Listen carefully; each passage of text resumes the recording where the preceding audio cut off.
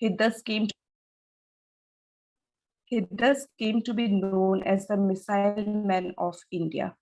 Dr. APJ Abdul Kalam served as the 11th President of India from 2002 to 2007 and was widely referred to as People's President. Some of the notable books written by Dr. APJ Abdul Kalam are Wings of Fire, Ignited Minds, Turning Point, A Journey Through Challenges. The government of India honored him with Padma Bhushan in the year 1981, Padma Vibhushan in the year 1990, and Bharat Ratna in the year 1997. So, to kickstart today's session with one of his famous quotes, if you fail, never give up, because fail means first attempt in learning. With these few words, we would like to start the second session of online 2-week faculty development program on research methodology and applied econometrics for social sciences organized by Department of Business Administration, Assam University, Silchar, in collaboration with Vidyasagar University. For today's session, we have with us Professor Tapan. Professor Tapan is the Dean, Faculty Council of PG Studies, Arts and Commerce of Vidyasagar University, West Bengal.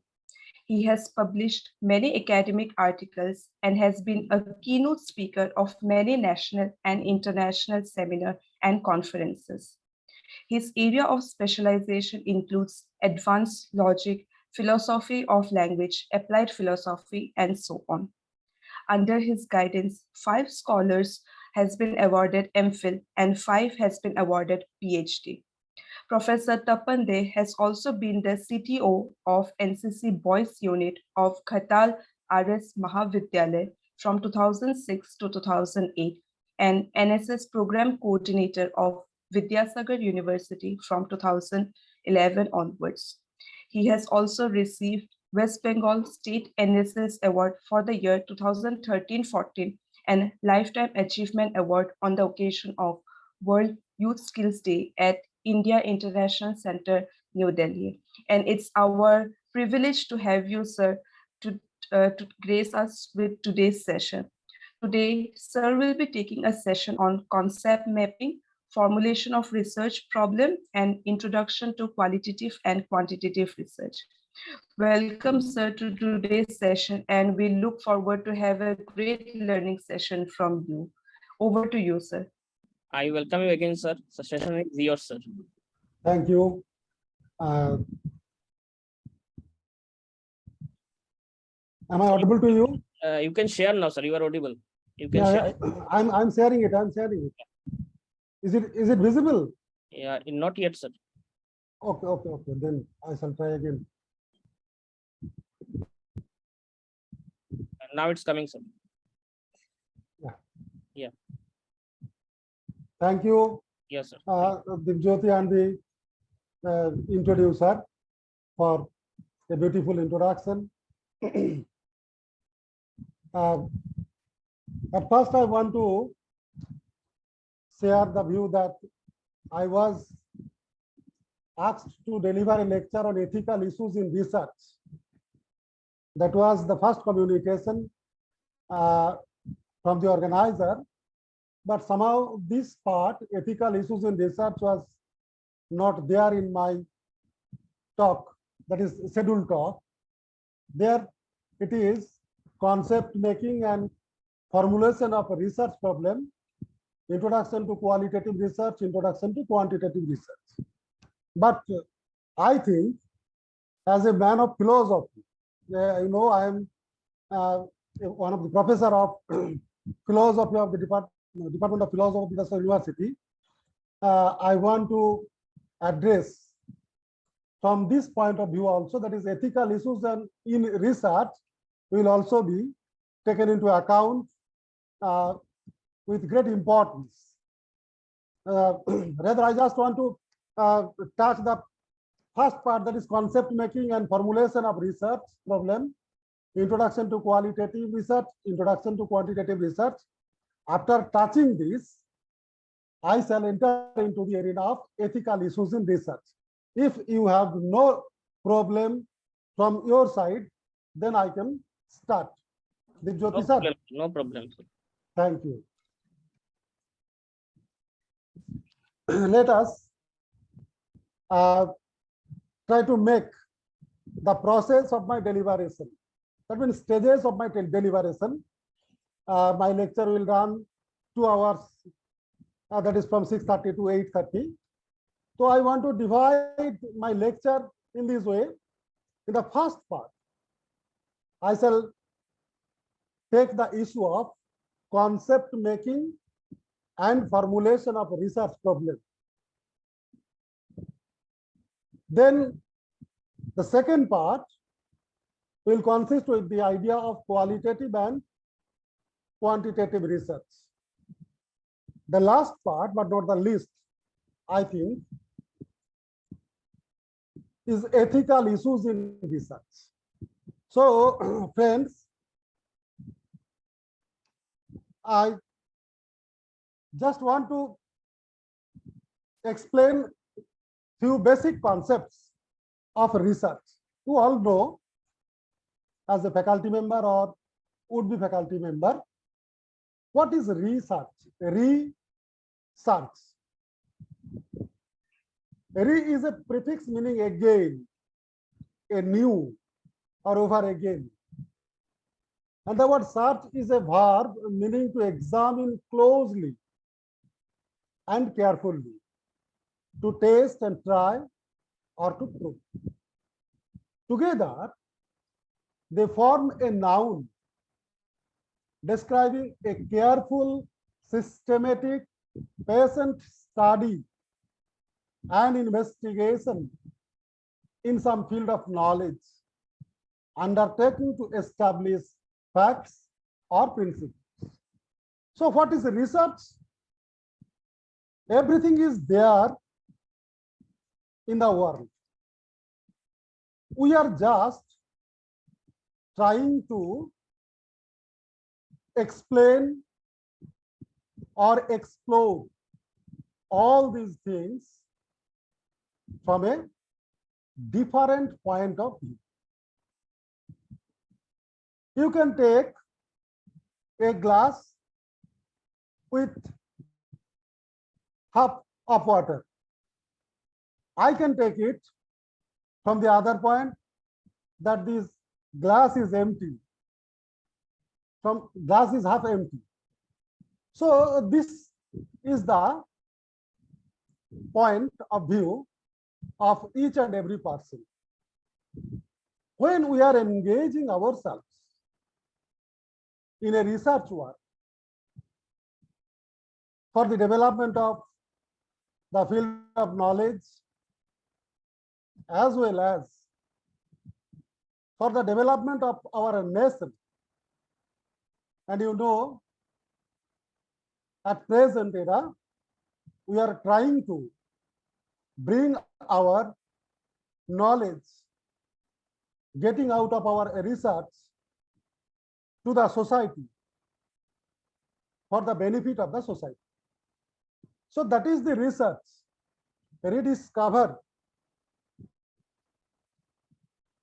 A research concept, it is abstracting. Research is a conceptual scientific methodology. There must be a conceptual scientific methodology to solve problems and create a new knowledge that is generally applicable. How can we do our research?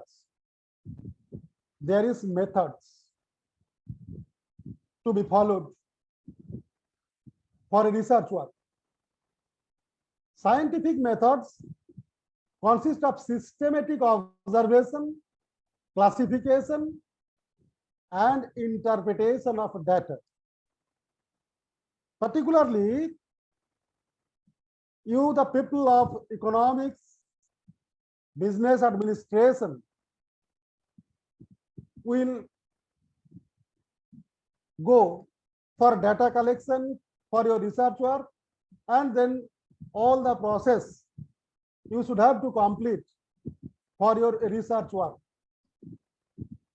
Although we engage in such process in our daily life, The difference between our casual day-to-day generalization and the conclusion usually recognized as scientific method lies in the degree of formality, rigorousness, verifiability, and general validity of latter. So research can be done only through a scientific methods. What are the criteria of a research? Take it in this way. When you are ready to undertake a research study to find answers to a question, you are implying that the process is being undertaken within a framework of a set of philosophies.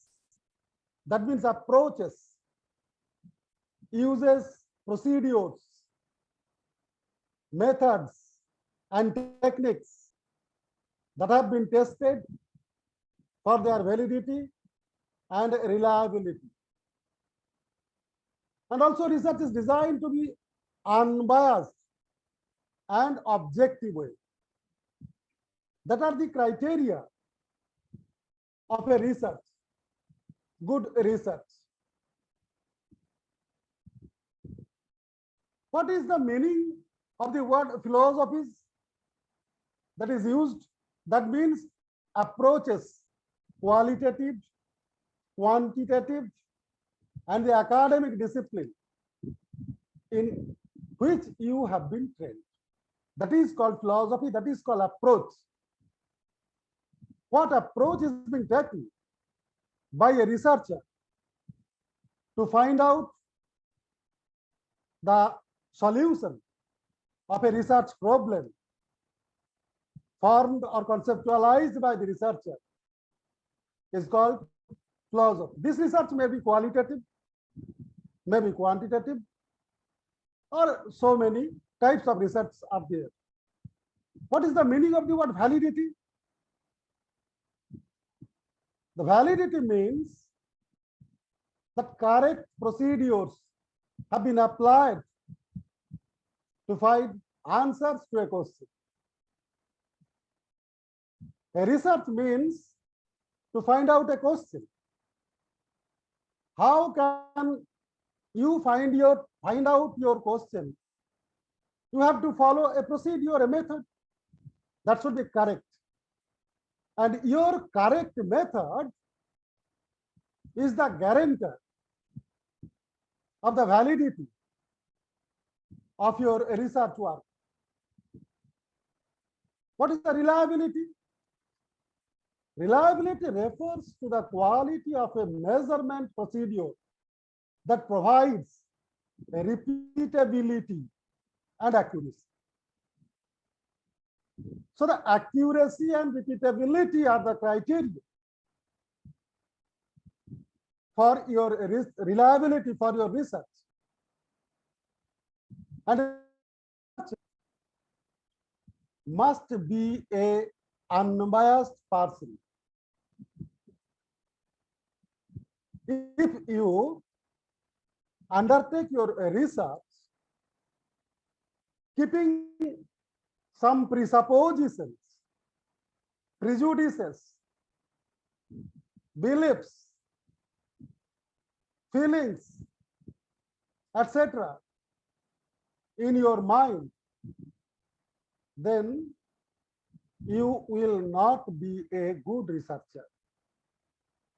You have to analyze the data you have collected for the purpose of your research work, and you have to analyze them in an unbiased way, in an objective way.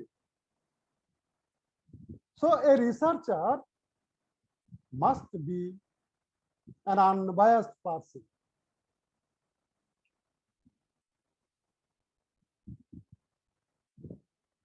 What are the characteristics of a research work? Research is a process of collecting, analyzing, and interpreting information to answer questions. Here the question means the research problems which are set out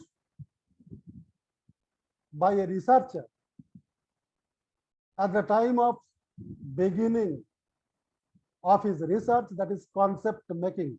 I will come to this point. But to qualify as a research, the process must have certain characteristics.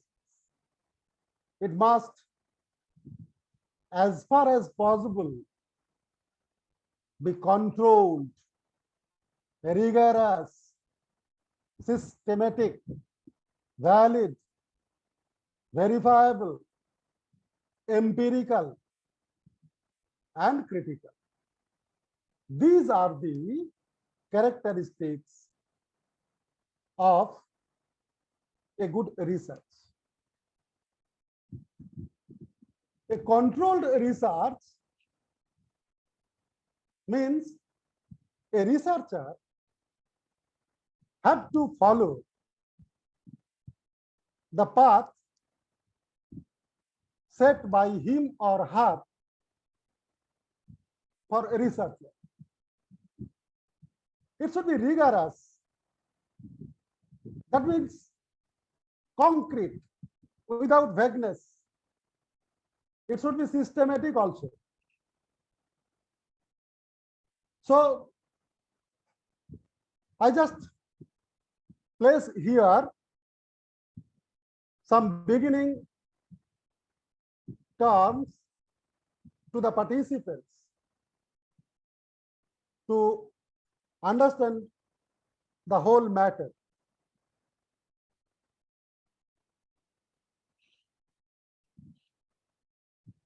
Now,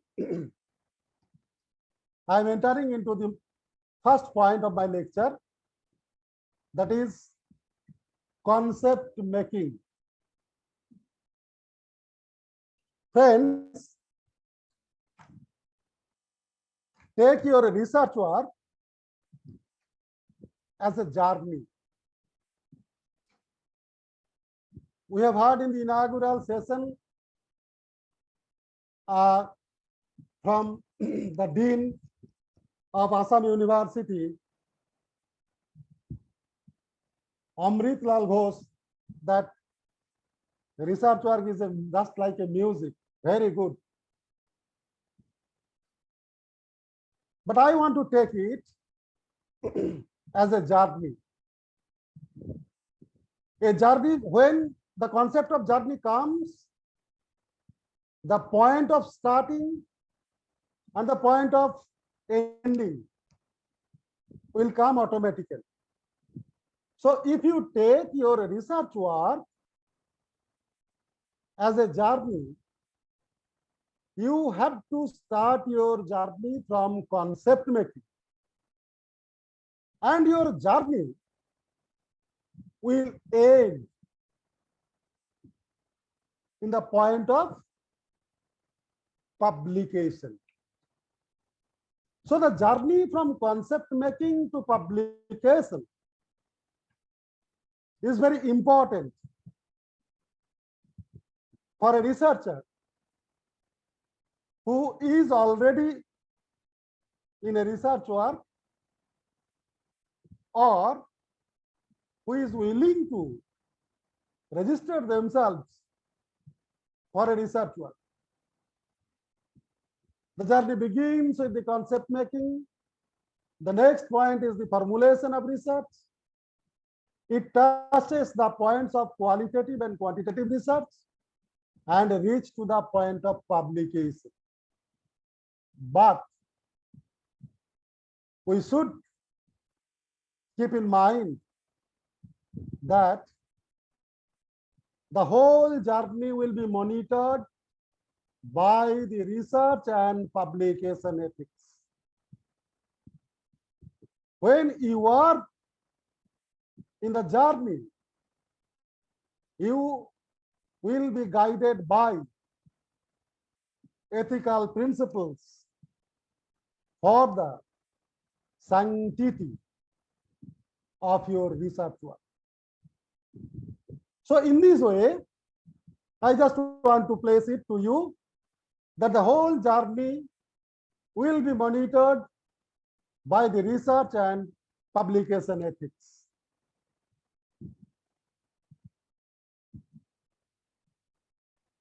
So this is the research. What is the research process? The research process is divided into two important decisions to make. What you want to find out about, or what research questions or problems you want to find answer to. And the other important question is how to go about finding their answers.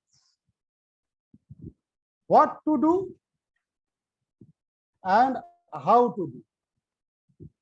This two important path must be followed by a researcher. So at the time of taking the journey of research, a researcher must have to follow these steps. The first step is formulating the research problem, formation of research problem. A research journey starts with a problem which is already there in your area of knowledge, in which you are associated deeply. And to find out, to formulate the research problem, you have to go through extensive literature review. Otherwise, you will not be able to formulate your research problem, and you will not be able to start your journey as a researcher. The third step is developing the objectives. What are the objectives of your research work? You have to write down. Prepare the research design, including sample design. Then go for the collection of data to find out the answers of your research problem. You have to collect data, because analyzing the data, you will get the results. And when you will analyze the data, you must do it in an unbiased manner. Then generalization and interpretation, and then preparation of the report or presentation of results, formal right of conclusion reached. So friends, these are the steps must be taken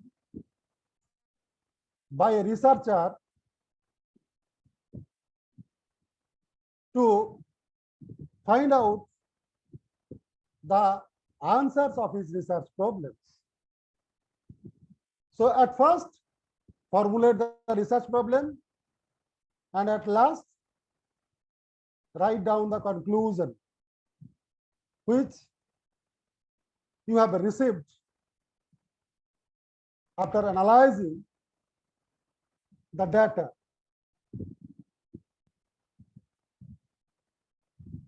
To do this, you have to follow method and methodology. What is methodology? We all know, I don't want to explain these things, but mind it, difference between method and methodology. Methods are there, scientific methods, quantitative methods, etc. All philosophy, in case of philosophy, there is another types of method, philosophical method, in history, historical method. And when you use a method to analyze the data to get the answer of your research problem, that is called methodology. A methodology does not set out to provide solutions. It is therefore not the same thing as a method. Instead, it offers the theoretical underpinning for understanding which method, set of methods, or so-called best practices can be applied to specific case. That is, for example, to calculate a specific result. How can we define methodology? Research methodology is a way to systematically solve the research problem. It may be designated as a science of studying that helps a researcher to get sufficient knowledge to complete his or her research work under a scientific attitude. Methodology helps us to study the various steps that are generally adopted by a researcher in studying his research problem, along with the logic behind it. It helps the researcher to apply successfully the relevant method in his or her research work. So we can get a sense of method and methodology of research work. Now, concept making the point of sprout. That is the beginning point of a research work. A researcher has to concentrate on the research area he or she wants to take as his or her research topic. After going through the literature, he or she can reach a point to begin with. That means a researcher in the field of economics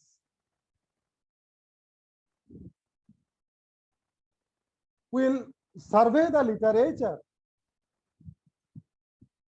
in the field of economics, particularly in the field of his research interest. He will not go to survey the literature of history or philosophy or other subjects.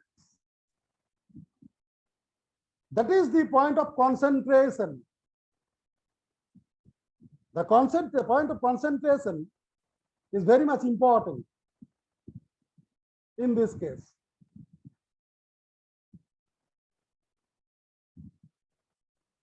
A researcher will get a concept to start with, and this is the primary stage for the journey.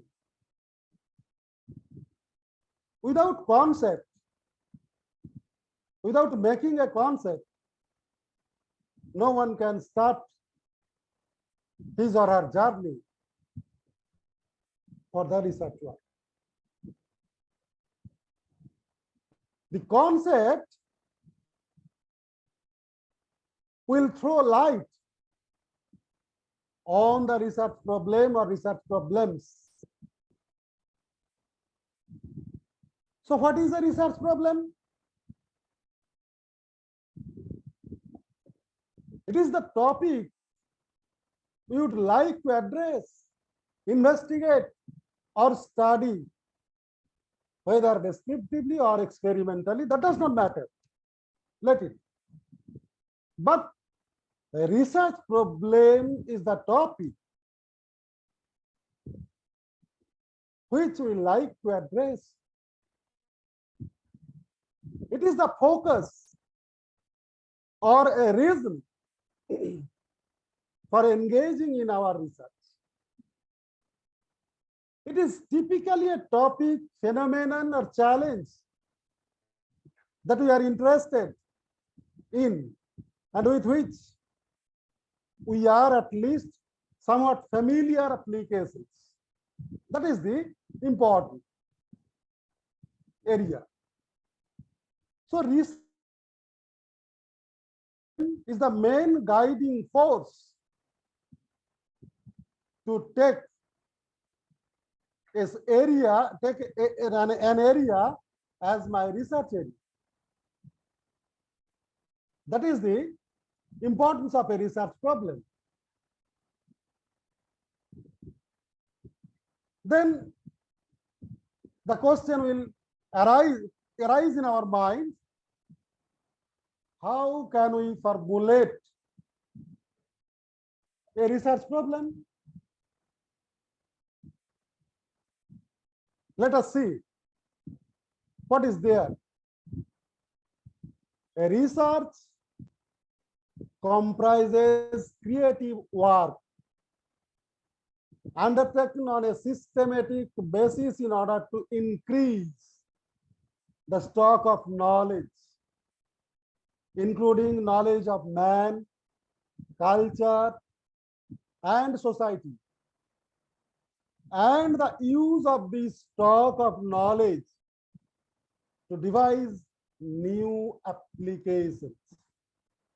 That is the purpose of a research work. It is generally a creative work. The flavor of ethics will come from this point: creative work.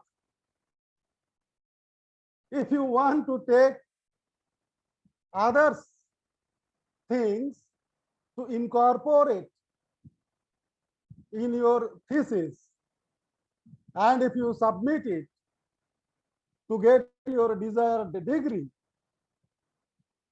surely you will be an unethical man, and surely you will do wrong for the future generations who will come to research in this field after your tenure. Research problems are questions that indicate gaps in the scope or the certainty of our knowledge. A research gap. If you permit me, then I can give an example from the philosophical area. Suppose a student of philosophy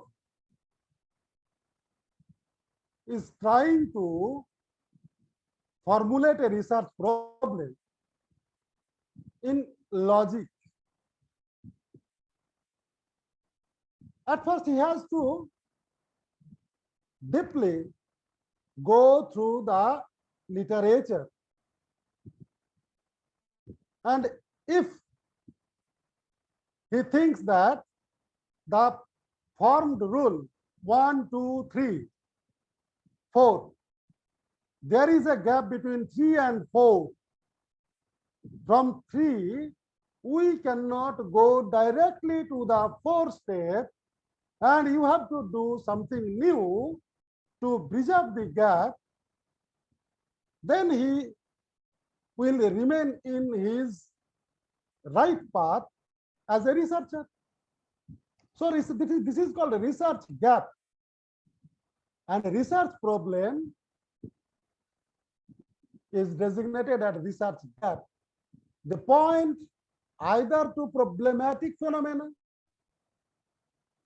observed events that are puzzling in terms of our currently accepted ideas, or to problematic theories, current ideas that are challenged by new hypotheses. At present, a trend is there, each and every subject, to address local problems in their research work.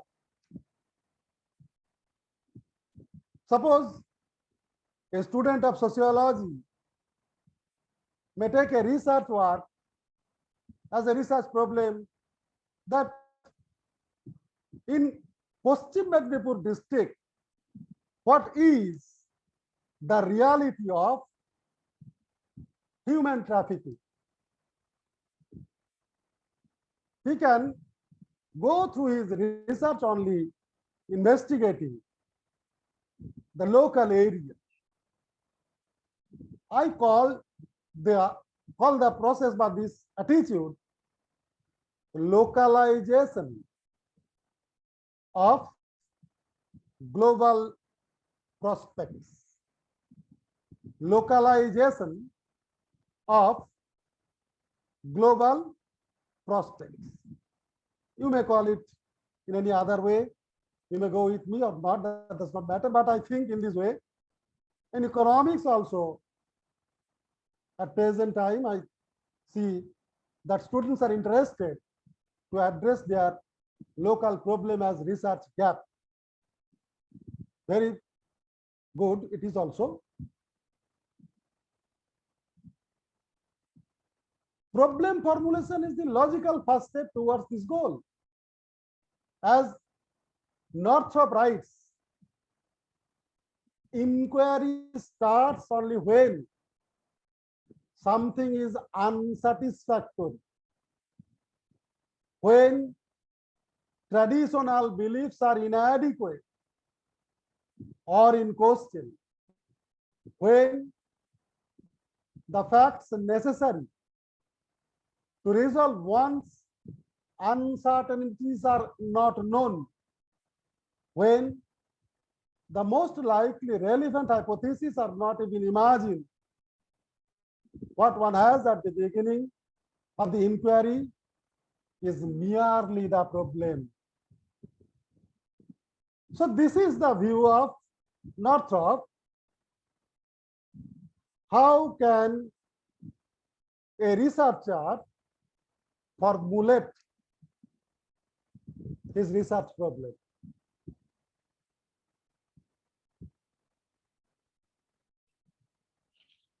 The formulation of a research problem also has an important social function.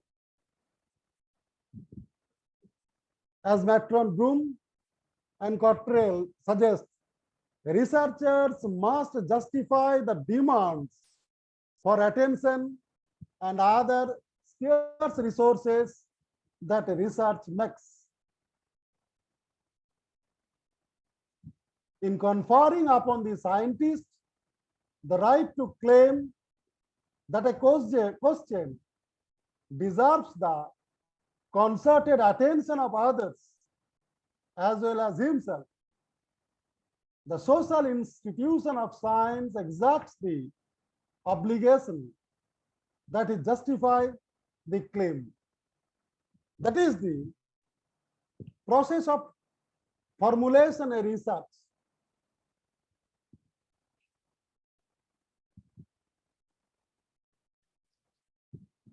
What is the role of the theory in problem formulation? How can a problem be formulated by a researcher? Is there any theory to be followed for the formulation of a research problem or not? At first, I can answer this in this way that theory has an important role, a key role to be played in the formulation of the research problem. It plays actually a dual role. What are they? The first one is new theories solve research problems by accounting for unexplained phenomena and by superseding questionable older theories. On the other hand, existing theory guides researchers in formulating research problems, in determining whether and in what respects a phenomenon or a theory is problematic. Researchers consider the context of accumulated theoretical as well as empirical knowledge. So formulation of a research problem must be followed by theory.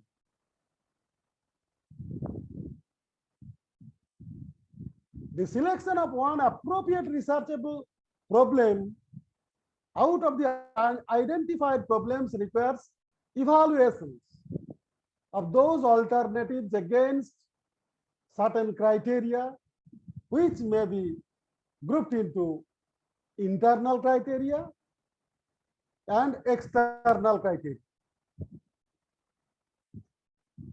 What are the internal criteria? Researchers' interest. Yes, this is very important. A person who is interested to take the journey of a research in a certain field will be able to take the journey. So he must have interest in his mind.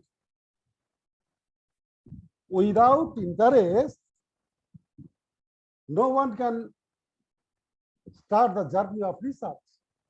That is research interest. Own resources. Some resources must be there. How can the research work be carried out with resource? So researchers' own resource must be there. And researchers' competence. This is also important. Without competence, no one can complete his research work. So, competence is one of the basic point for the completion of a research work.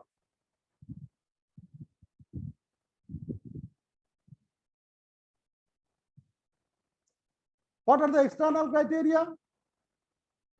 Researchability of the problem, researchability. Whether the problem is researchable or not, that is external criteria. Whether there is novelty or not, that is also important. Whether any importance is there or urgency is there for the problem. When we are under the lockdown and we are praying for vaccine, a lot of numbers of researchers were there in the lab to fulfill the urgency by producing the vaccine. Thanks God, they have got success. They got success.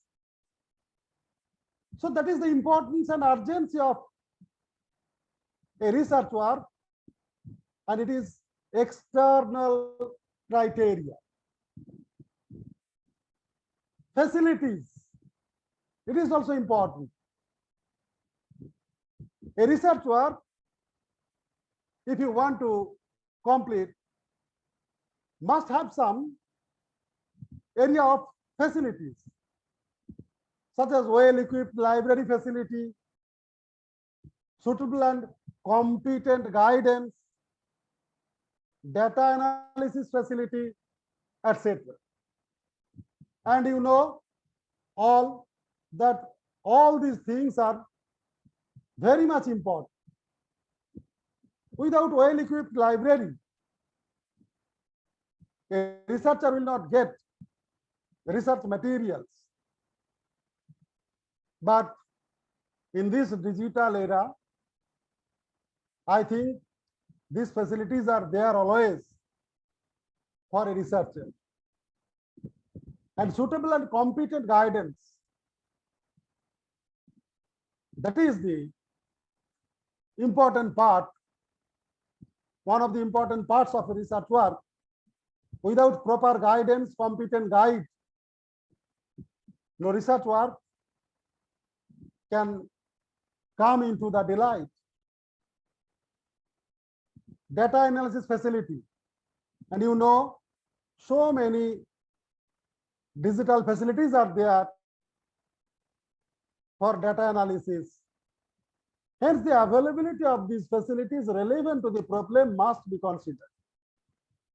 Problems for research, their relative importance and significance should be considered.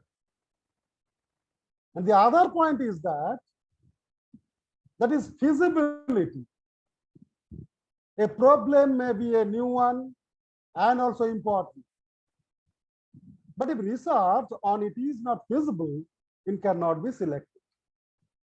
Whether there is feasibility or not in a research problem must be judged by the competent guide. That is the important area. Usefulness and social relevance also important. If the study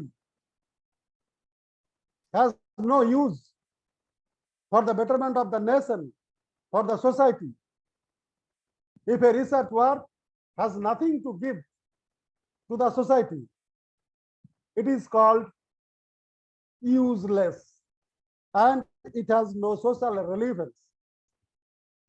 But at present, the focus of a research work is on the usefulness and social relevance. So it is an important external factors at the time of formulating your research problem. A research personnel, research undertaken by a professor and by research organizations require the services of investigators and research officers. Who are the research personnel? In case of a university, you know, beside the academic section, administration is also there, who administer the research work of the university. They are simply called facilitator. But if a research personnel are not able to do their job rightly, then your research work will also in problem. Your research problem will also be in a great problem. So they are also an important part.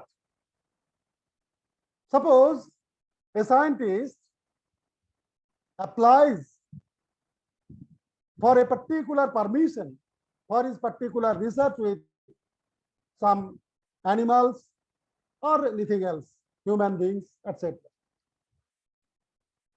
If his proposal keeps under the custody of the registrar or the research officer or the president of the ethical committee, he will not be able to go further. Only for the permission, his concept, formulation of research concept will die before getting into the light. So they are also important part at the time of formulating of a research problem. The following are detailed list of criteria for the choice of research problem. Novelty, interesting, importance, immediate application, feasibility, all are explained already. Availability of data, availability of cooperation, that means research personnel's cooperation, availability of guidance, that means competent guidance, availability of other facilities, experience and creativity, coverage and confidence. All are explained.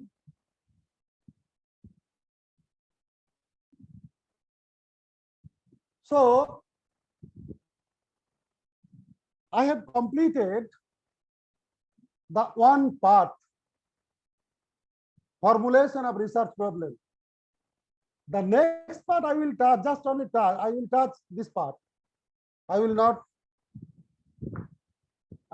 address it descriptively, widely. Just one point is that what is qualitative research? Before entering into this part, we have to know that there are so many types of research. Fundamental research, social research, descriptive research, qualitative research, quantitative research. Here, I shall take up the issue of qualitative research as well as quantitative research. Qualitative research uses several techniques, including interviews, focus groups, and observation. Interviews may be unstructured with open-ended questions on a topic, and the interviewer adopts to the responses. Structured interviews have a predetermined number of questions that every participant is asked. So qualitative research, you know, the word quality, the qualitative word comes from the word quality. What is the meaning of quality? Quality cannot be measured. You can't say to a shopkeeper that please give me 1 kilo of quality. You can ask him to give you 1 kilo of rice or sugar, etc. and etc. But quality cannot be measured in this way. Quality only can be tested by an expert. So the sense of the word quality is very much clear to all of us. What is qualitative? Qualitative research, when we are coming to the point of qualitative research, then it indicates that these research works will be done taking as variable the human beings or any other things. That is social research. And you will follow the process of interview and so many things. Qualitative research focuses on gaining insight and understanding about an individual's perception of events and circumstances. Suppose an incident is there. If he asks 5 people regarding the views of their own, 5 people will give answer in 5 types answer. You will get 5 types answer of a particular incident, because it is subjective. The perception of a human being differs from others. So it is difficult to take a qualitative research. 6 common types of qualitative research are phenomenological. You know, phenomenology is a subject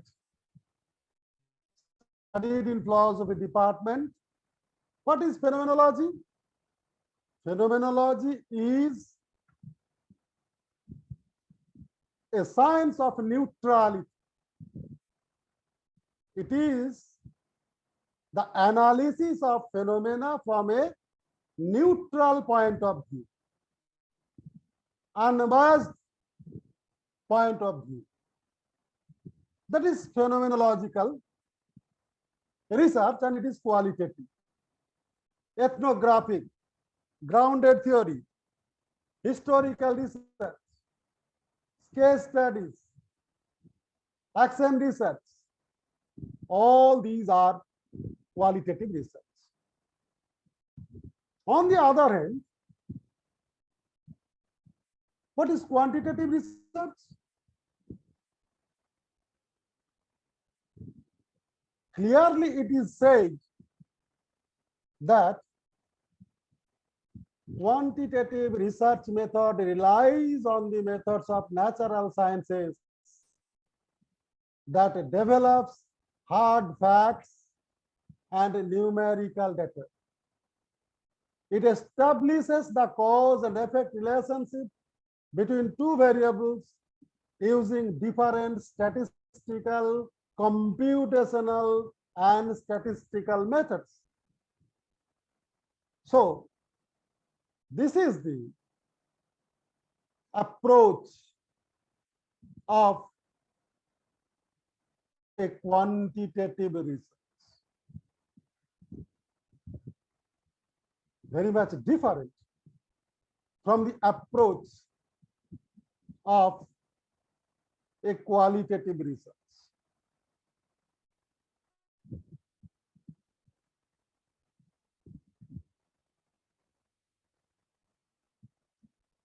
There are four main types of quantitative research, that is descriptive, correlation, causal comparative or quasi-experimental, and experimental research.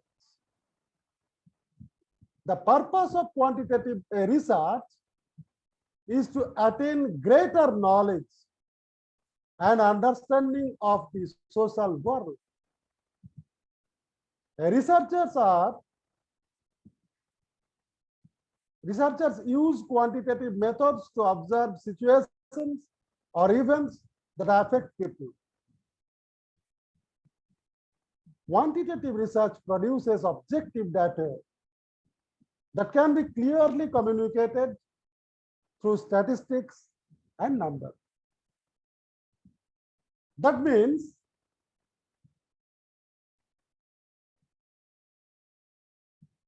qualitative and quantitative research approach is different. It is measurable, that is quantitative research. You can measure, you can express your conclusion with statistics and numbers. But in qualitative research, there is no scope to express in this way the findings. So many characteristics of quantitative research are there: structured tools, sample size, close-ended questions, quantitative data, generalization of results, collect reliable and accurate data, quick data collection, wider scope of data analysis, eliminate biasness, etc. and etc.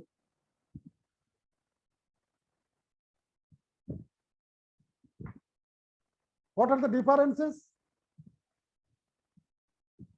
Quantitative research is based on the measurement of quantity or amount. In my school days, I had taught by my teacher that 2 ONU oxygen and 1 ONU carbon dioxide will produce water. To produce a drop of water, how much carbon dioxide and how much oxygen should use can be judged, can be measured. That is why it is called that quantitative research is based on the measurement of quantity or amount. It is applicable to phenomena that can be expressed in terms of quantity. The major difference from the quantitative research, qualitative research, on the other hand, is concerned with qualitative phenomena. That is, phenomena relating to or involving quality or kind. When we are interested in investigating the reasons for human behavior, that is why people think or do certain things, we quite often talk of motivation research, an important type of qualitative research. This type of research aims at discovering the underlying motives and desires using in-depth interviews for this purpose. If you don't mind, I can take an example from the political science. Populist politics, the concept, we know it is very much popular today. If a researcher wants to research why most of the political parties are accepting the method of populist politics, if focusing on this matter, a researcher goes for a research work, it is certainly be a qualitative research. No amount of this solution can be explained in terms of quantity. So friends, this is the basic difference between qualitative and quantitative research. There are differences also from the point of technique.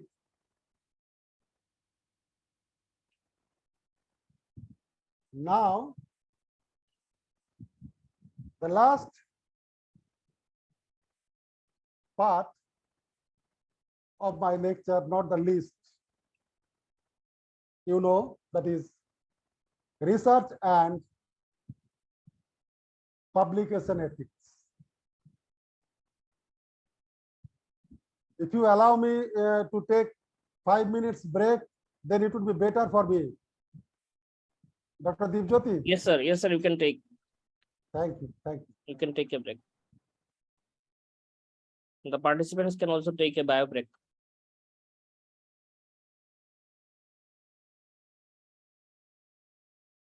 Newly, not newly, but it is already there. I am going to present it as I got it, this idea, after literature review.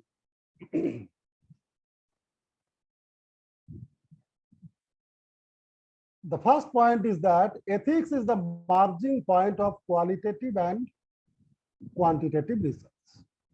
I think so. Why? Both the qualitative and the qualitative research must follow the principle of research and publication ethics. Without ethical principles, sanctity of a research work will not be maintained. So, I think both the research attitude, that is qualitative and quantitative, are on the same bench in respect of research and publication ethics. What is research ethics? Research ethics involves the application of fundamental ethical principles to a variety of topics involving research, including scientific research. Application of fundamental ethical principles. And mind it, at the beginning, I mentioned that if you take the research work as a journey from concept making to publication of your thesis, the whole journey monitored by research and publication ethics.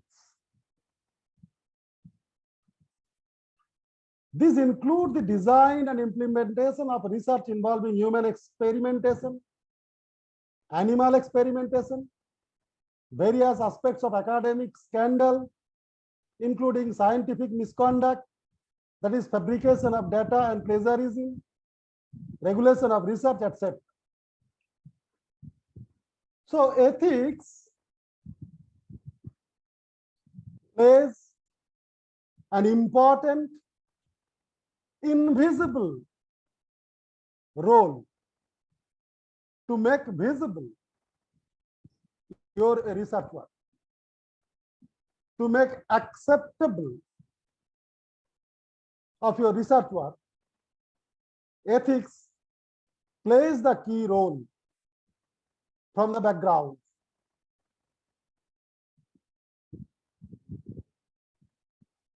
What are the key issues in research and publication? Honesty. Honesty and integrity is a duty of each author and person, expert reviewer, and member of journal editorial boards. Mind it, without honesty, we will not go for our research work. And honesty should be there from the end of author, researcher, experts, that is reviewer, members of journals, of editorial boards, etc. All of them must be ethical, must be honest. And member of journal is indicating the existence of predatory journals. I shall come to the point. The review process. In case of publication, the PNOS contributes to the quality control, and it is an essential step to ascertain the standing and originality of the research. In the very beginning, I mentioned that research is a creative work, original work, and this originality and this creativity is monitored or guided by research ethics. Ethical standards also important. Recent journal editorials presented some experience of unscrupulous activities. Authorship. Who may claim a right to authorship? In which order should the authors be listed? Recently, I have come to know from a researcher that his research work was published, and this book was selling by Amazon. in online without getting consent from the author, without any communication. It was done by a certain publisher. And this was happened in my department. The whole thesis was uploaded on Sodh Ganga, and I don't know what has been done by the thieves, but it is happening. True fact.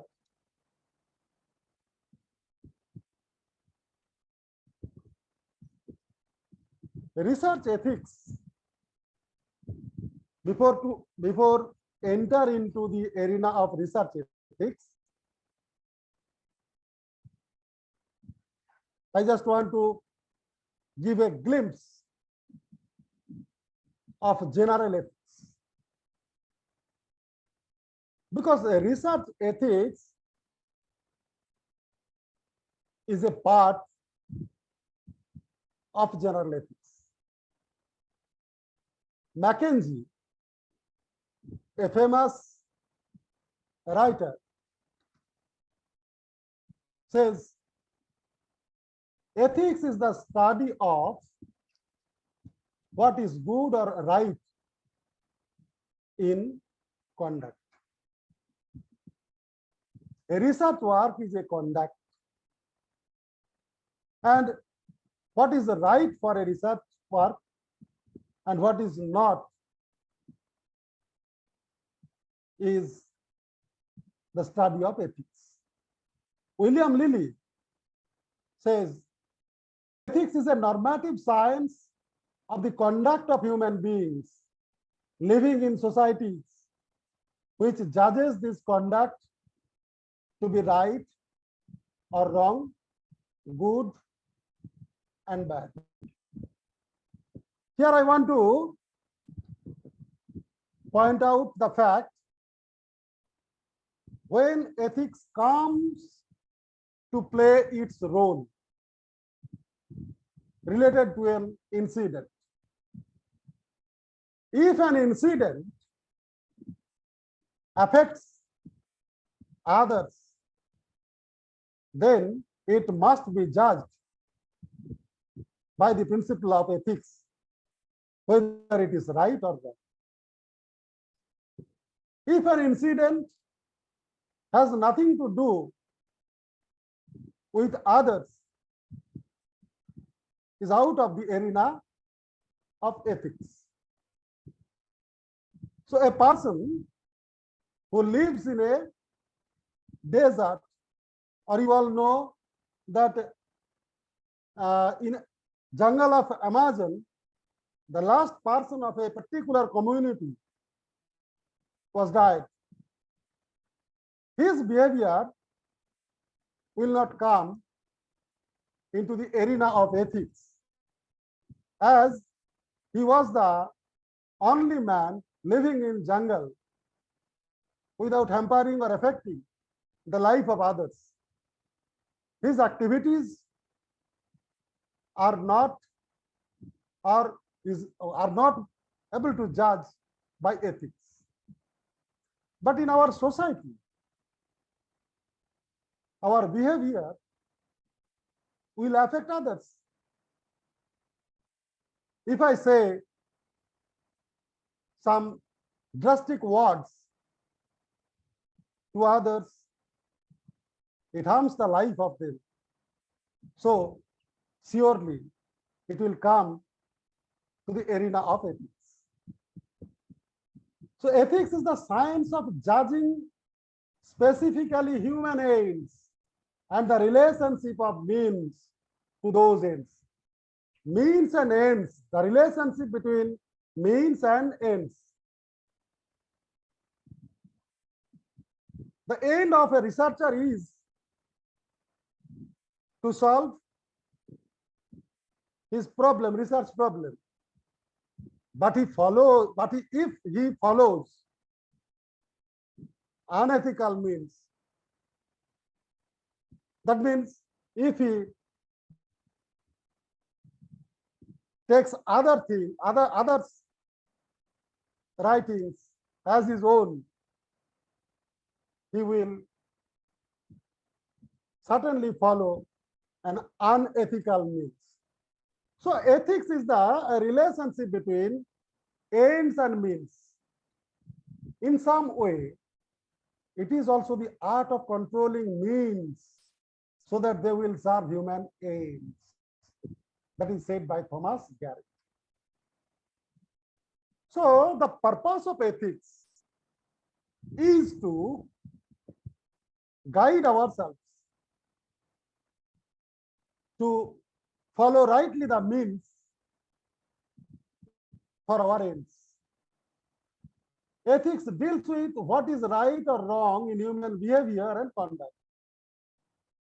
And lastly, we can say that ethics is the science of behavior. Why it is called science of behavior? Because ethics provides some principles, scientific principles. We can scientifically analyze the behavior of a human being with the help of ethics. That is why it is called that ethics is the science of behavior. It asks such questions as what constitutes any person or action being good, bad, right, or wrong, and how do we know what is right, what is wrong? How do we know? We know applying the norms of ethics, applying the fundamental principles of ethics. What theories of conduct are valid or invalid and why? Ethics helps us to justify the validity or invalidity of a theory of conduct. Not only that, why it is valid or why it is invalid is also explained by ethics. Should we use principles or rules or laws as the basis for our choices, or should we let each situation decide our morality? That is also an important part. If we always want to follow the perspectives of morality at the time of framing rules or laws, or we'll do otherwise. Are killing, lying, cheating, stealing, and certain kinds of sexual acts right or wrong, and why or why not? All are addressed by fundamental principles of ethics.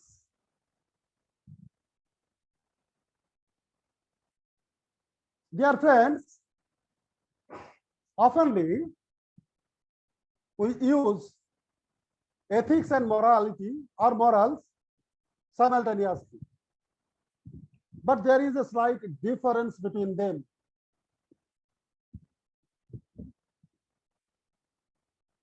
Morals often describes one's particular values concerning what is right and what is wrong. That is particular cases. In particular cases, we use the morality, the word morality. But ethics can refer broadly to moral principles.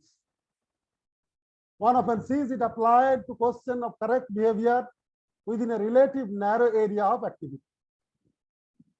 In a word, we can say that ethics is the theory and morality is the practice.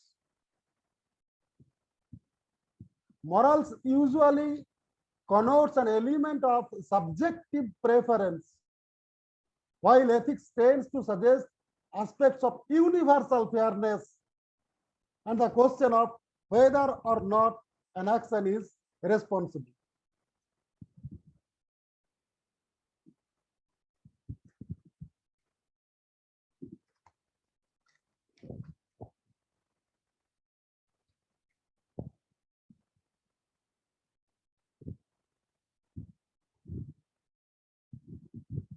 different aspects related to morality.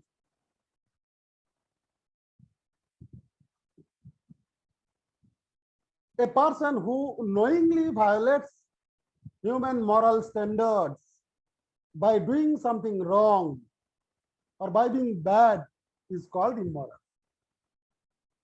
We all know that such person who is a moral person and who is a moral one. The concept moral, immoral, amoral, non-moral. The four aspects are there. Moral, when we speak of people as being moral or ethical, when a people follows the principles of ethics, we call him a moral person. When a person does not, we call him an immoral person. A person who has no moral sense or who is totally indifferent to right and wrong is called amoral. Such people are there in our society. Those who have no intellect power. Non-moral means out of the territory of morality. For example, inanimate objects such as cars and guns are neither moral nor immoral. A person using the car or gun may use it immorally, but the things themselves are non-moral. So the concept of morality has its four aspects. But how many types of ethics are there? There are three types of ethics: meta-ethics, normative ethics, and applied ethics. What are they? Meta-ethics focuses on the theoretical meaning and a reference of moral propositions and how their truth values can be determined.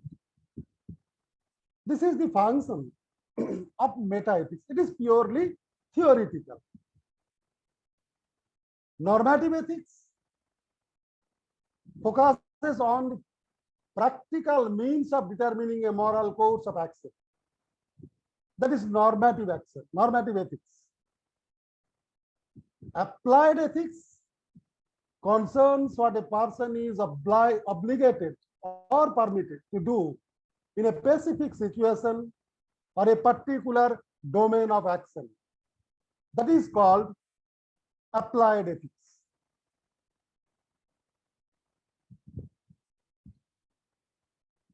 All these ethics are explained here. I don't want to enter.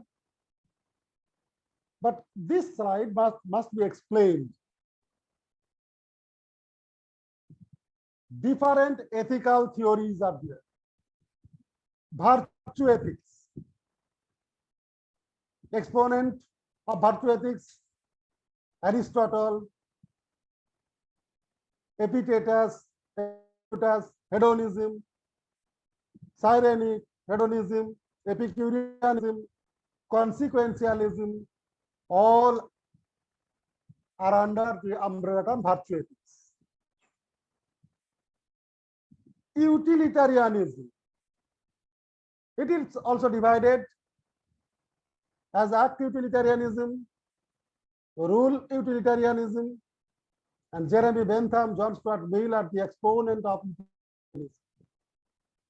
Theory of deontology. Deontological ethics in philosophy, ethical theories that place special emphasis on the relationship between duty and the morality of human actions. The term deontology is derived from the Greek deon, that is duty, and logos, that is science. Science of duty is deontology.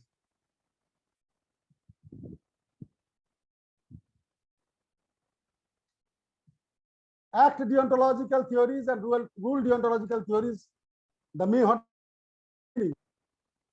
Act deontology, sometimes called particularist deontology, focuses on the individual act and whether it is the right decision in a given situation.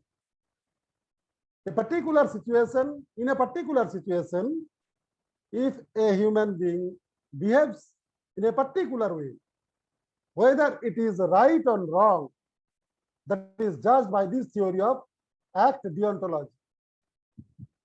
Rule deontology, on the other hand, focuses on the universal application of moral principles or a code of ethics to every situation. So it has the universal aspect.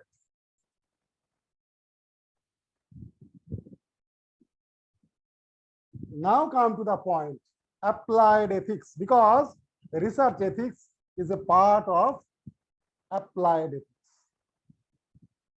What is applied ethics? Applied ethics is a discipline of philosophy that attempts to apply ethical theories to real life situations. Mind it, ethical theories to real life situations. Suppose a patient is there in an hospital.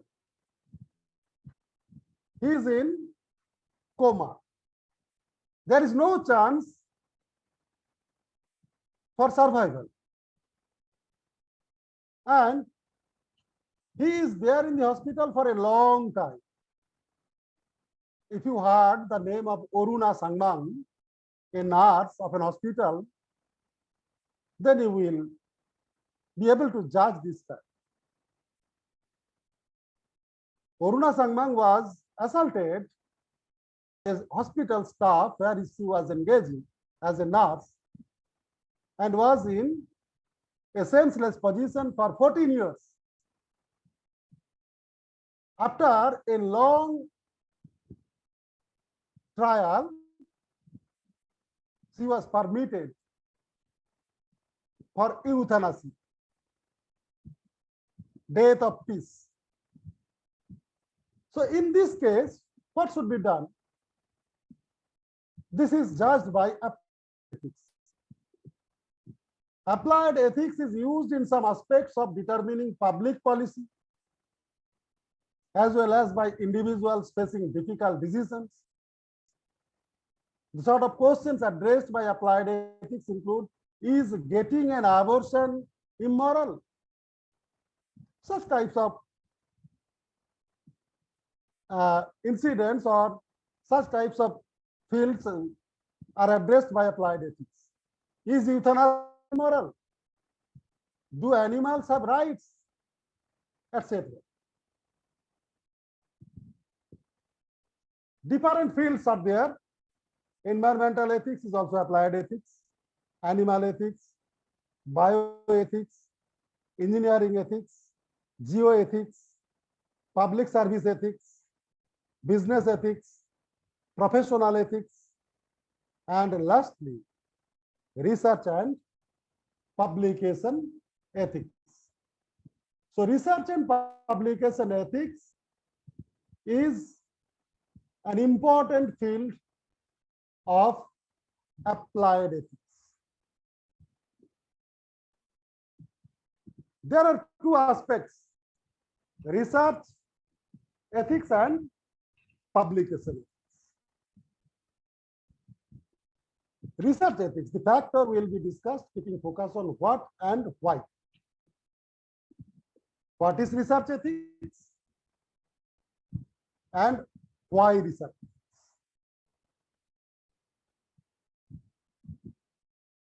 Here, I shall try to connect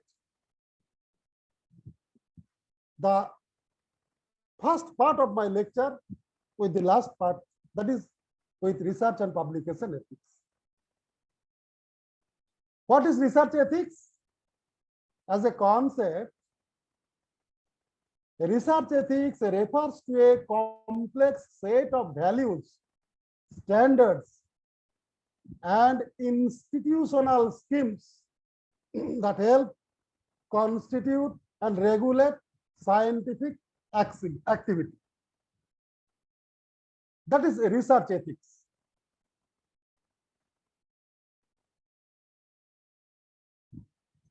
What are the constituent of ethics in research?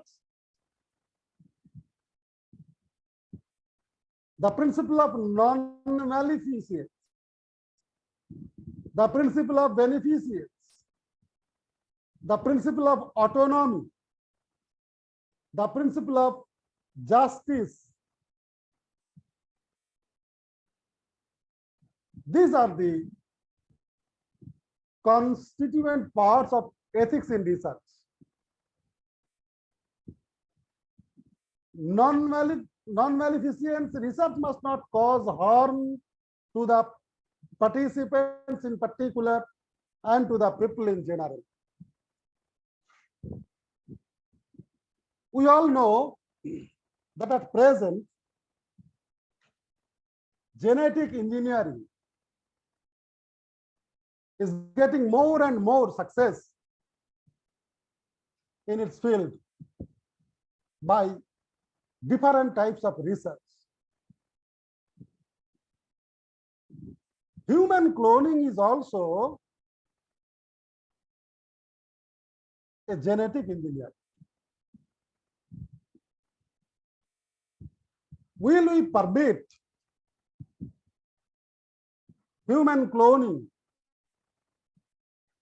for research work? Will it harm the human society or not? There is a chance, a positive chance, to harm the society. So a research work, when we take as a journey,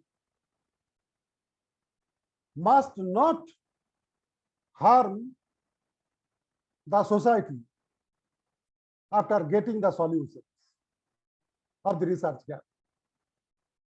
Rather, it should be a nature of beneficence. It will benefit the human society. That is called positive contribution of research work. Positive contribution. Contribution to the society, contribution to the nation. The principle of autonomy must be there. Research must respect and protect the rights and dignity of participants. Suppose a researcher goes to a village to know the rate of income of the villagers. At the time of surveying, he or she must keep in mind that all the persons of this village have respect and they have the right of protection of their dignity. The principle of justice, the benefits and risks of research should be fairly distributed among people. That is called principle of justice. If we take the incident as an example of the discovery of vaccine of corona, India got success in this field. If Indian government decides that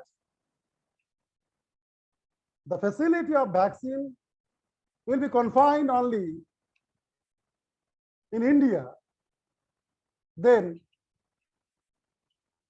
justice will go away from the decision. Or in India, if government decides that only those persons will get the vaccine who will pay a huge amount of money, then it was also an unjust decision. That is the justice all the people in India receives vaccine of corona vaccine without money. all Indian people. That is justice.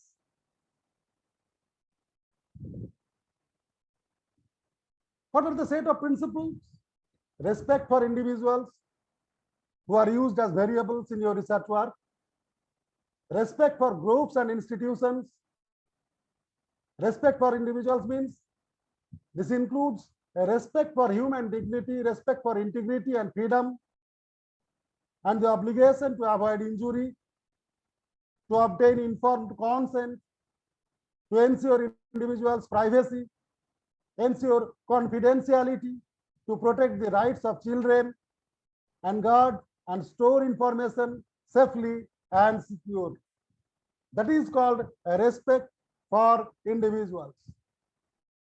When you are collecting data from a person or from a family, it is your duty not to use all these data in other way, only to use it for your research purpose, and without hampering or exploring the individual's privacy, right, integrity, freedom, dignity, etc.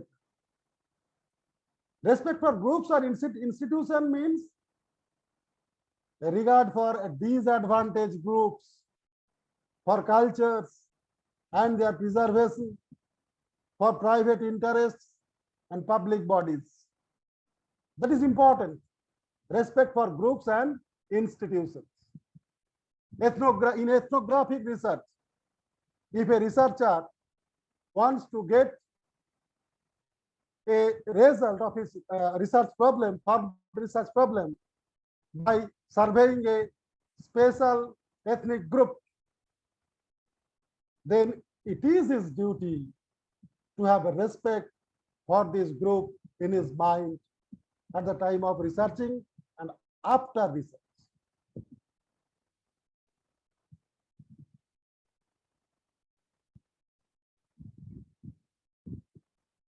So dear friends, the point we are leading up to this, that the term research ethics refers to a form of occupational ethics. It is about what social researchers ought and ought not to do as researchers, and or about what count as virtues and vices in doing research. This is not to suggest that general ethical principles about how human beings should treat one another of the kind characteristics of a deontology, consequentialism, and the ethics of care are completely irrelevant. But it is to propose that what is and what is not good behavior for a researcher ought to be the main focus in any discussion of research ethics.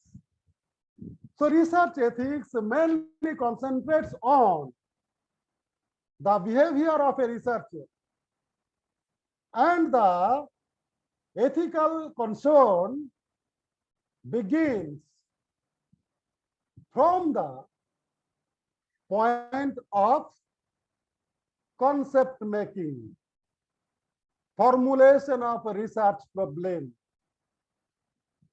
When a researcher is trying to formulate a concept, he must be alert that his concept must be a new one and it is not taken away from others. He is not cheating others by taking others' concept for his research. So formulation of concept, the beginning of the research, must be taken into account in respect of ethics. Then formulation of them, the other steps will come and ethics will be there.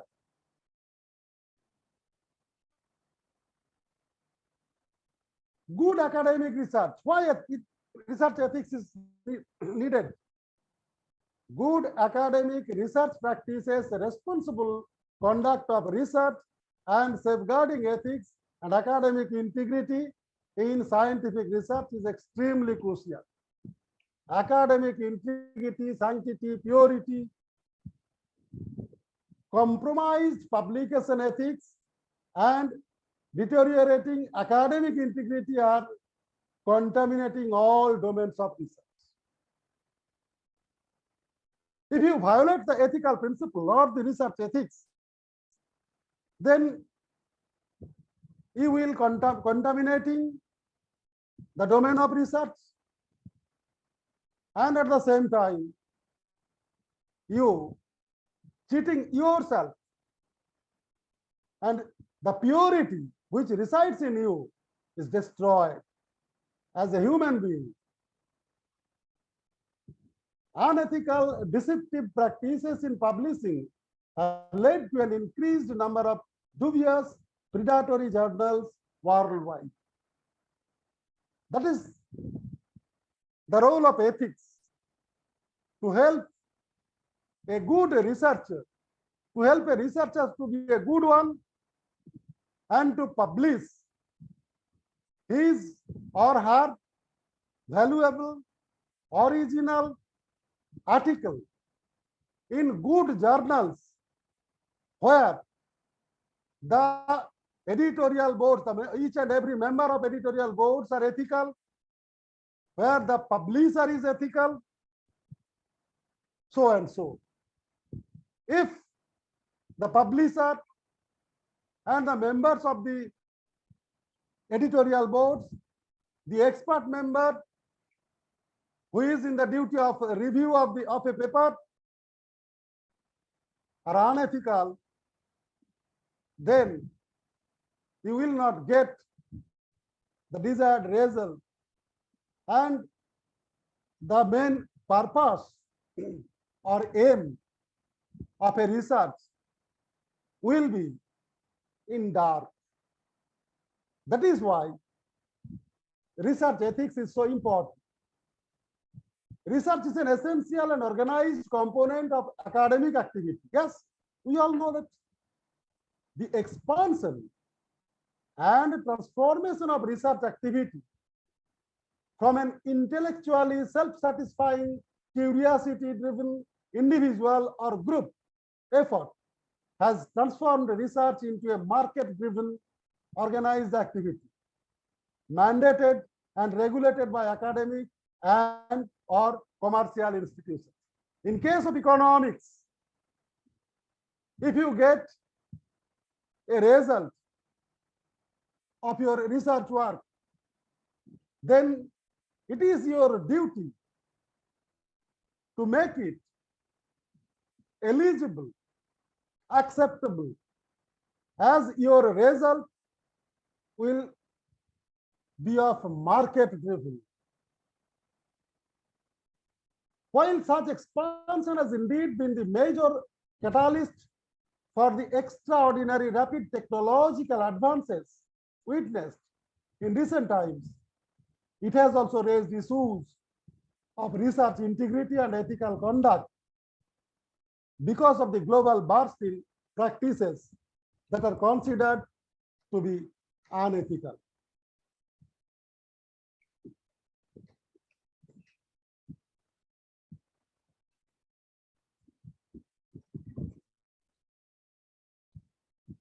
In India, the percentage of research articles published in predatory journals is high.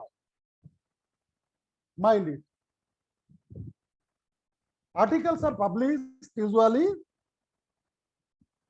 predatory journals. It is important to prevent academic misconduct, including plagiarism in academic writing among students, faculties, researchers, and staff. It is our duty who are engaged in research work to prevent the expansion of predatory journals by avoiding them and by choosing the right journals which are widely acceptable. The Indian academic community needs to ensure that the journals or conferences it chooses to publish follow standard ethical policies. Any attempt of compromised academic integrity should be challenged, questioned, and de-recognized at all levels. It is our duty to de-recognize all the predatory journals. Why? Unethical practices leading to a pay and publish test. Mind it. Pay and publish. I know so many journals who demands an amount of money for publication of papers within 24 hours. How is it possible? Surely the journal is predatory. Culture need to be thwarted immediately. That means pay and publish culture should be thrown away. The UGC care reference list of quality journals is one step in this direction. But there is a problem. What is there and what is not there is a big question. And I am not the right person to address this question. Yet,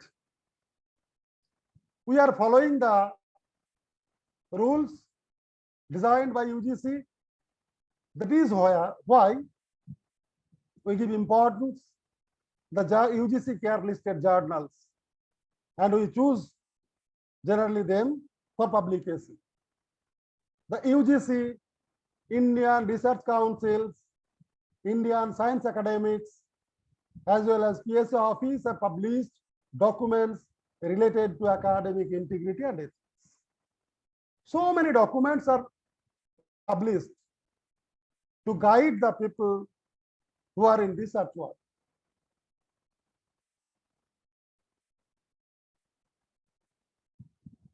Why unethical conduct in research is taken up by a researcher? Because competition, claiming priority, seeking ranking, prestige associated with journal impact factor, poor infrastructure for research in universities and colleges, emphasis on quantity rather than quality. These are the causes of unethical, of the following of unethical conduct in research work. And we have to avoid it consciously. No competition is required. Please write your original paper and submit it in proper journal for publication. If it reaches the criteria, it will be published. Don't claim priority to your colleague. Don't run after a ranking by hook or crook. Don't take into account the fake journal impact factor information.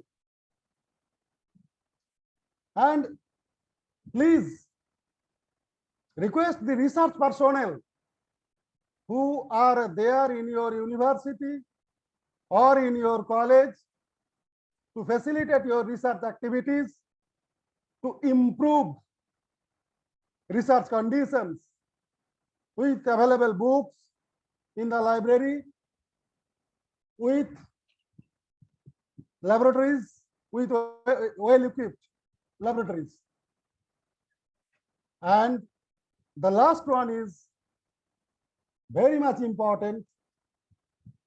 Please emphasis on quality, not on quantity. Don't publish 10 or 12 journals in a year or in 6 months. Publish 1 or 2 in a year in a quality journal. It is better.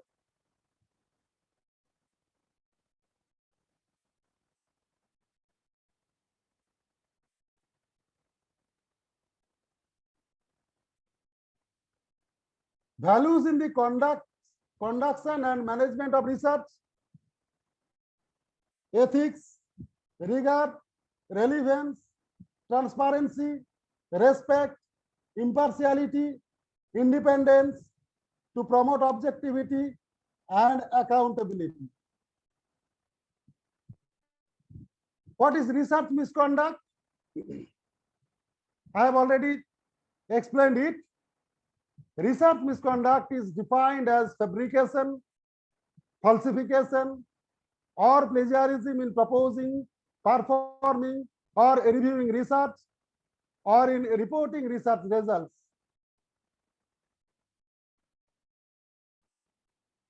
Now, application of research ethics in your research work. Choosing the topic of research, conducting literature survey, and framing the research question. The first point, you have to follow the ethical principles. Choosing the research design, methodology, and constructing or tools. Responsibilities towards the participants of research. Data collection, data storage, data utilization, and data security, and the analysis of the data. All the time, you have to be ethical. Responsibilities towards the community or society, which is the subject area of research. Informing the participants population of the research findings.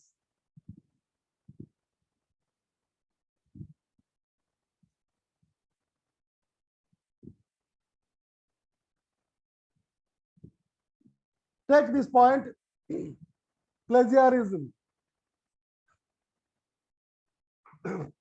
for which at 5 minutes only, all the researchers are afraid of plagiarism. What is plagiarism?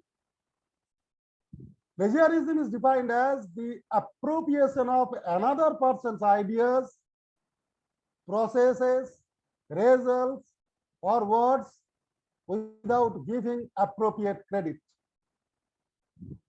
Plagiarism does not give credit where it is due and is an attempt to steal credit by unethical conduct during the dissemination and publication process. Plagiarism is an act of misconduct in the field of research. It is an academic dishonesty, violation of ethical norms, and misuse or reuse of data without recognition. So from the very beginning, that is concept making, data collection, analysis of data, and publication, you have to follow the ethical principles. Just this slide, and I will stop my lecture. Types of plagiarism: substantial plagiarism, complete plagiarism, minimal plagiarism, direct plagiarism, self-plagiarism, mosaic plagiarism, accidental plagiarism, internet plagiarism, unintentional plagiarism is also there. So various types of plagiarism are there, which are discussed in research ethics. With this, giving thanks to the organizer and offering thanks to the participants who have heard me patiently without any disturbance, I want to stop. Thank you. Thank you all. Sir, it was a wonderful deliberation, sir. So if any queries from the participant side, you can ask, you can unmute yourself and ask.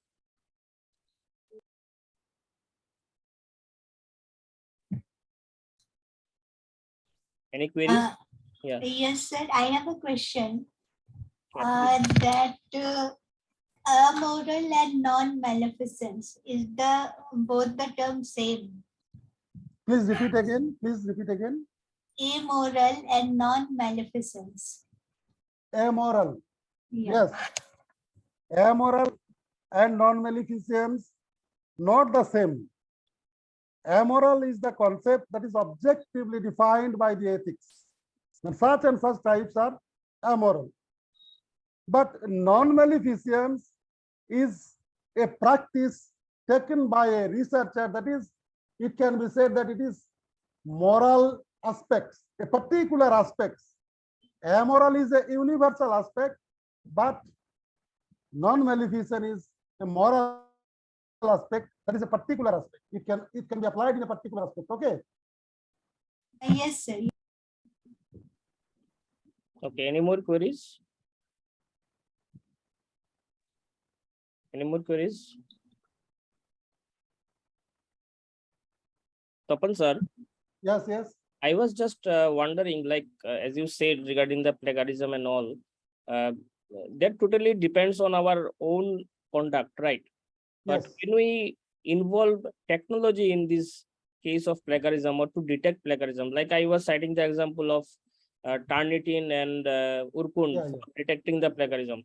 Sometimes there is a limitation that up to 10% or up to 15% you can have the similarity.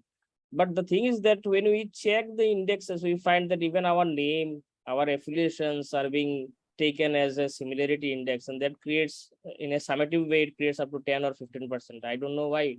Maybe the drawback of technology or something else. But it hinders good researchers. Yeah. It is rightly pointed out, Dr. Deep Jyoti, that technology is just a technology. So it will do what it gets.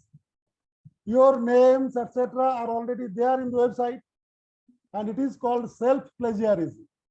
Your writing is taken as similarity in the respect of your particular paper, which was published in earlier and which is there in the website, will be taken by the Turnitin or the other technology. So technology does not say the last word. You know, technology helps us to reach a certain stage, but it is human rationality, human intellect that says what is what. Thank you, sir. Thank you. Welcome. I have a queries. Yes. Me, Sravunti, I have a queries. Oh, Madam, Sravunti. please. Sir, I am wondering two things. One is that self-plagiarism. For myself, I can say I work in a particular field, empirical work, and without intention, I can sometimes I repeat my own writer without referring myself. So it becomes a plagiarism. Yes. I don't think it is a crime, but even if it is plagiarism, how can we overcome it? Secondly is that we have paraphrasing tool. Sometimes this paraphrasing tool actually change one's write-up to other. So it's a crime. Should we stop that kind of software paraphrasing tool to enhance the quality of the research?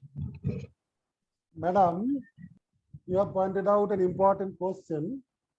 I have just, in the last point, says that unintentional plagiarism is also there. You are taking your research work, but unintentionally, some similarity may be there. It is not a crime. You will get chance to get over this crisis. But when not referring yourself, you are taking your own write-up or published paper in your current research work, and it will be shown by the technology that there is similarity. You can blame here the technology, as it is not, the technology does not know whether this writing is of Professor Maiti or not. It just finds out the similarity. Okay, that is why the similarity will be shown by the technology.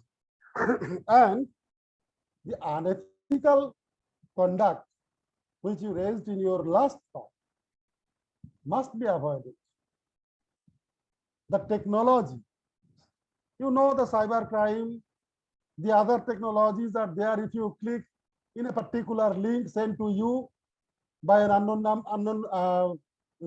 number, if you click, then your account will be finished. Such incidents are there. This is the danger of technology. Technology is good if you take it according to your knowledge. But if you take without knowledge, technology will bring harm to you. Okay. Sir, then what is accidental plagiarism? Accidental plagiarism also that at the time of writing your research, you just unknowingly have some similarity with others. That is not unintentional, and accidental are similar, but accidental is that without any cause or without any thinking, it is there. Okay, it is there without any precautions or without any pre-situations, pre-thinking. Okay. Thank you, sir. Thank you, sir. It was wonderful speech, wonderful session. Thank you so much, Thank sir. you.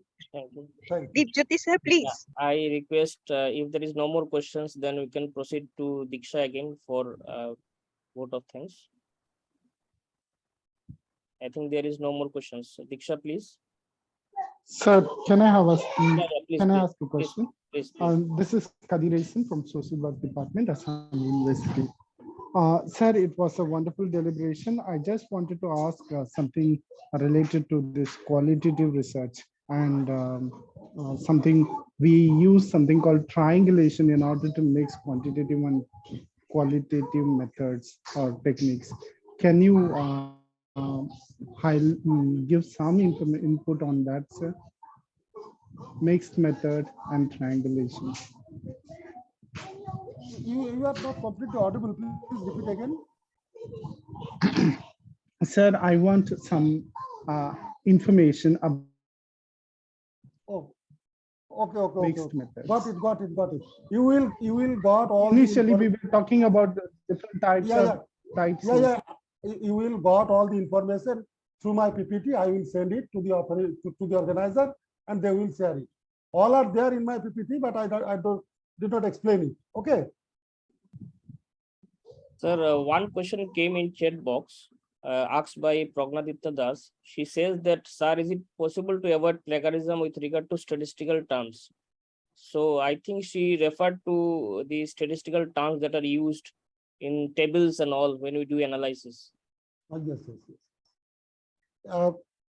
See that if you take a table or a graph of others without recognition, then it will be treated as plagiarized matter. If you have to take anything, please recognize it. Citation, please give the citation from where did you take. Okay, then it can be avoided. Okay. So is it okay, Pragnaditya? Sir, if we add something to the table, I mean, we have added more features in that, variables in that and all. So, but the table created earlier by somebody else, and we have improvised it. So then how it will work? Then you have to give an explanation to the authority when they were checking plagiarism, that these and these points are taken from this part, but it is modified by me. I have incorporated some new ideas in it. Okay. In this way, you can avoid it. Yes, sir. Thank you. Okay. So I think we can right now proceed towards vote of thanks. Yeah. Diksha ji, please. Sure. Thank you so much, sir. It gives me immense pleasure to deliver the thanks today's session. At the very outset, I'd like to thank our resource person, Sir Tapan De, for enlightening us with his knowledge and presence in today's session. We are really thankful for sharing your valuable insight on how to carry out our research that is in an unbiased and an objective way. Professor Tapande has rightly mentioned that research is a journey which starts with concept mapping and ends with publication, but it's guided by publication ethics, which is very crucial and very important. In this journey where we all are diving into an interest in a research, that interest plays a very key role, which Sir has rightly pointed out. So thank you so much, sir, for your valuable guidance and gracing our today's occasion and session with your enlightening inputs. I would also like to thank Dr. Deepjyoti sir, coordinator of this online 2-week FDP, and all the organizing members from Vidyasagar University for organizing it, which has indeed been of great help to all the participants present in today's session. I would like to take the opportunity to express my sincere thanks to all the participants for your patient hearing and active participation. Thank you so much. I would also like to thank all the back-end coordinators for their untiring support in making this event successful. With this word, I would like to end today's session and hoping to have a great learning experience in upcoming FDPs. Thank you so much. Thank you, Diksha. And thank you, Tapan sir, for spending your valuable time and giving us to listen the valuable words. Sir, I hope that we can Welcome. engage again you in future occasions from our institute. Thank you, sir. Sure. Okay, thank you. Please stay blessed. Thank you, sir. Bye. Bye. Yeah. So we are ending the sessions for the day. And so good night and meet you tomorrow again at 4 o'clock. Thank you.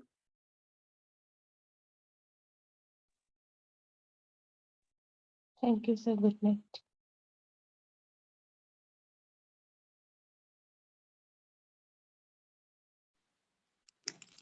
Thank you very much.